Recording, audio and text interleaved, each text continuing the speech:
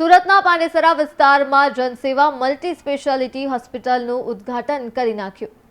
સંચાલકે ઉદ્ઘાટનની નિમંત્રણ પત્રિકા બનાવી અને સીપી અને ક્રાઇમ જેસીબીની જાણ બહાર જ આમંત્રણ પત્રિકામાં તેમના નામ પણ છાપી માર્યા અને હોસ્પિટલમાં કમ્પાઉન્ડર પાસે કોઈ ડિગ્રી નથી હોવાનું સામે આવ્યું છે, તો દર્દીઓની સારવાર કમ્પાઉન્ડ કરી રહ્યા હતા।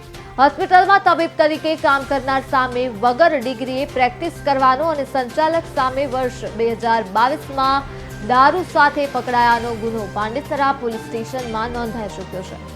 પોલીસે તમામ આરોપીઓની અટકાયત કરી પાંડેસરા પોલીસ સ્ટેશન લઈ ગઈ હતી। તો સુરતમાં બોગસ હોસ્પિટલનું ઉદ્ઘાટન કરવામાં આવ્યું। આમંત્રણ પત્રિકામાં પોલીસ અધિકારીઓના નામ પણ છાપવામાં આવ્યા। નકલી તબીબો સાથે મળી હોસ્પિટલ ખોલી નાખી હતી।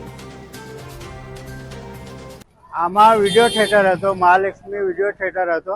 ઘણા વર્ષોથી ભંગારમાં પડેલું હતું। તો પારસભાઈ જે મેન માલિક હતા તે વિચાર કર્યું કે હવે ભંગારમાં પડેલું છે તો હવે શું કરીએ। તો પછી એ કોઈ ડૉક્ટરે મળીને ભાડે નક્કી કર્યું, ભાડે પર આપ્યું।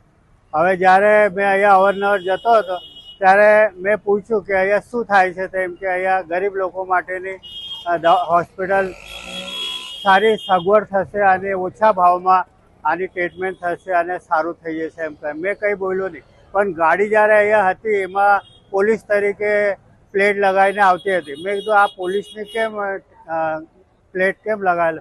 તો એ ભાઈ કીધું કે હું ક્રાઇમ બ્રાન્ચનો પીઆઈ તરીકે છું અને હું અહીંયા પાર્ટનર તરીકે છું। આ બધું ખર્ચો જે છે તે મારો જ છે એમ કે, આ બીજાનું કોઈને નથી। એટલે એમ કે હવે 30 તારીખે હું રિટાયર થઈ જવાનું છે।